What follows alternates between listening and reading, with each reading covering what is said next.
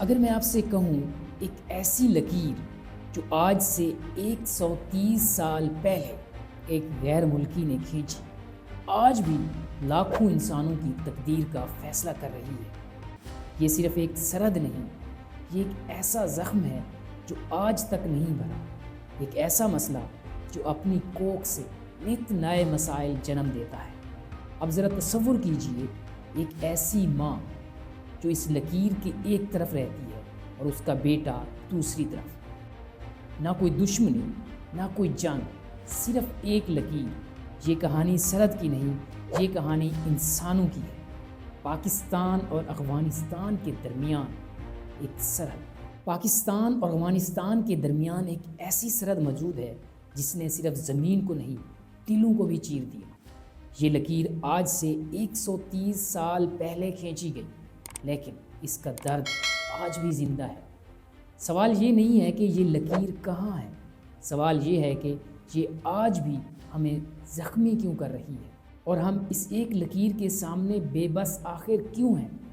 یہ سرحد دنیا کی سب سے متنازع سرحدوں میں سے ایک ہے، اسے ہم ڈیورنٹ لائن کہتے ہیں، اور یہ 2600 کلومیٹر سے زیادہ لمبی ہے، مگر افغانستان آج تک اسے مکمل طور پر تسلیم نہیں کرتا۔ سوال یہ ہے کہ کیوں، اور یہ مسئلہ آج بھی زندہ کیوں ہے۔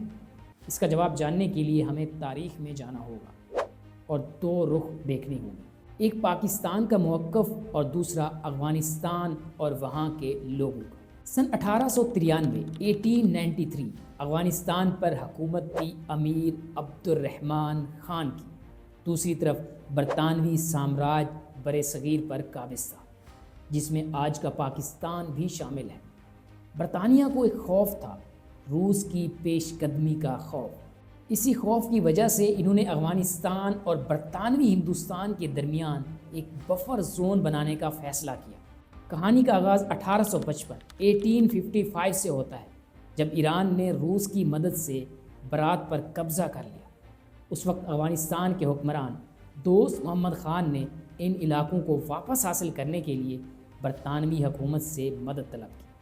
برطانیہ نے افغانستان کی مدد کی، اور اسی سلسلے میں 30 مارچ 1855 کو پشاور میں افغانستان اور برطانوی ہند کے درمیان ایک معاہدہ ہوا، جسے پشاور معاہدہ کہا جاتا ہے۔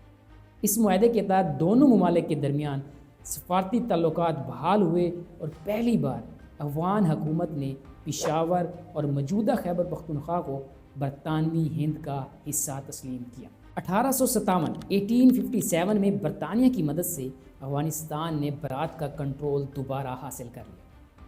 1884 میں روس نے مرو پر قبضہ کیا تو برطانیہ کو خدشہ لاحق ہوا کہ روس افغانستان پر حملہ کر سکتا ہے۔ اس وقت برطانوی حکومت نے روس کو تجویز دی کہ افغانستان کو بفر زون بنا دیا جائے، تاکہ روس اور برطانوی مفادات کے درمیان فاصلہ برقرار رہے اور جنگ کے امکانات کم۔ روس نے یہ تجویز قبول کر لی، مگر ایک بڑا مسئلہ باقی تھا۔ افغانستان کی سرحدیں واضح نہیں تھیں۔ اس مقصد کے لیے 1884 میں برٹش رشین بارڈر کمیشن تشکیل دیا گیا، تاکہ وسطی ایشیا اور افغانستان کے درمیان حدود کا تعین کیا جا سکے۔ افغان امیر عبد الرحمن خان نے برطانوی حکومت سے درخواست کی کہ وہ ایک مشن کابل بھیجے تاکہ افغانستان اور برطانوی ہند کے درمیان سرحد طے کی جا سکے۔ اس کے مطابق برطانوی وائسرائے نے سر مورٹیمر ڈیورنٹ کی سربراہی میں ایک وفد کابل روانہ کیا۔ مذاکرات کے دوران امیر عبد الرحمن خان نے اسمار کے علاقے کا مطالبہ کیا، جبکہ یہ بات طے پائی کہ چترال، دیر، باجوڑ اور سوات برطانوی کنٹرول میں رہیں گے۔ اسی طرح امیر نے برطانوی ہند کی چراگاہوں اور سبز علاقوں پر حق کو بھی تسلیم کیا۔ تمام معاملات بہمی رضامندی سے طے پا گئے، اور 12 نومبر 1893 کو تاریخی ڈیورنٹ لائن معاہدہ دونوں فریقین کے درمیان طے پایا۔ اس معاہدے کے تحت افغانستان اور برطانوی ہند کے درمیان سرحد کھینچی گئی، جو بعد میں ڈیورنٹ لائن کہلائی۔ برطانوی حکومت نے امیر عبد الرحمن خان کو سالانہ 18 لاکھ روپے سبسڈی دینے کا وعدہ کیا۔ امیر عبد الرحمن خان کی وفات کے بعد 1901 میں 1901 میں ان کے بیٹے امیر حبیب اللہ خان نے حکومت سنبھالی۔ برطانوی حکومت نے ان سے ڈیورنڈ لائن معاہدے کی تجدید کی درخواست کی، مگر امیر نے کہا کہ وہ اپنے والد کے کیے گئے معاہدے سے آگاہ ہیں اور اسے برقرار رکھیں گے۔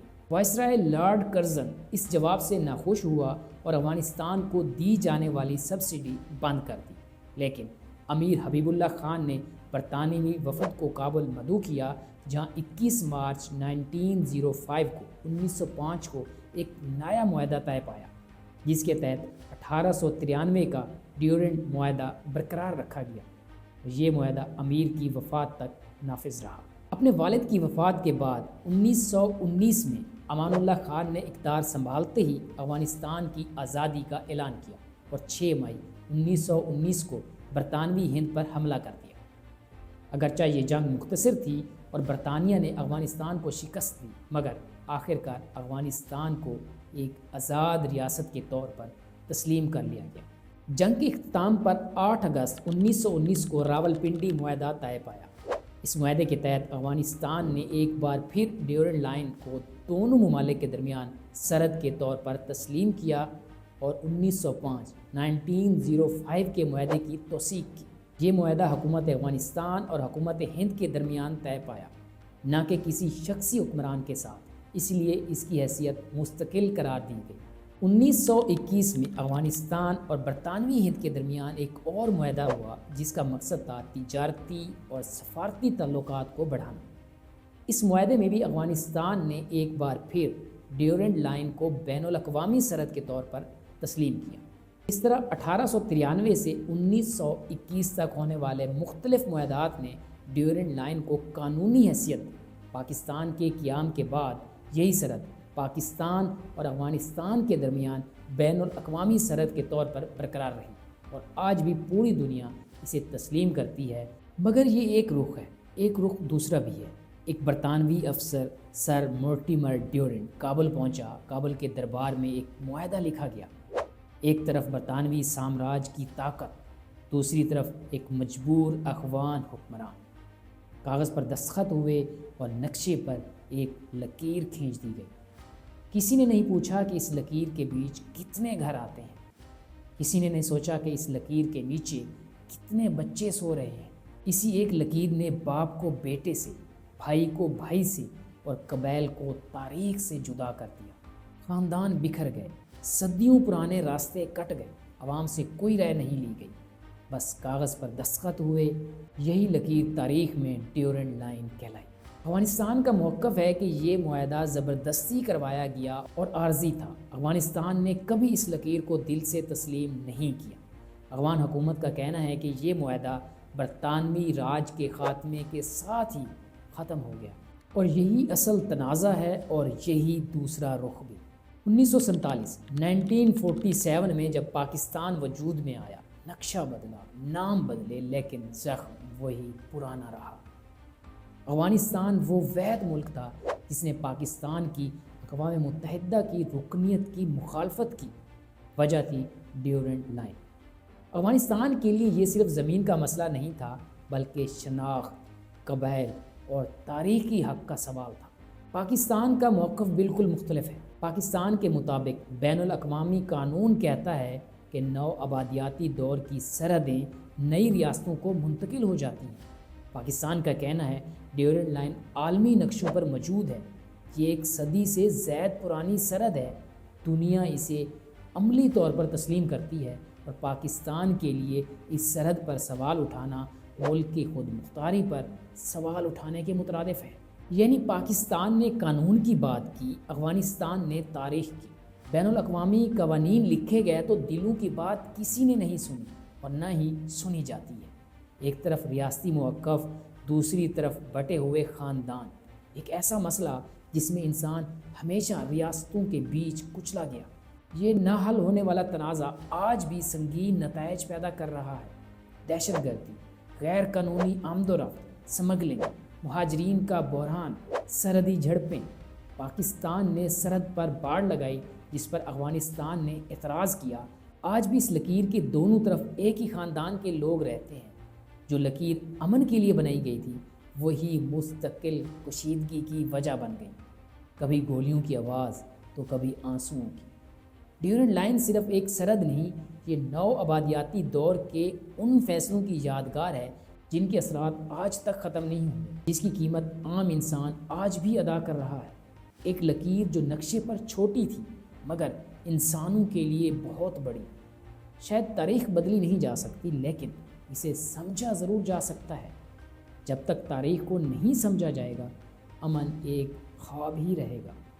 ایک لکیر، دو ملک اور ایک ایسا سوال جس کا جواب آج تک نہیں ملا۔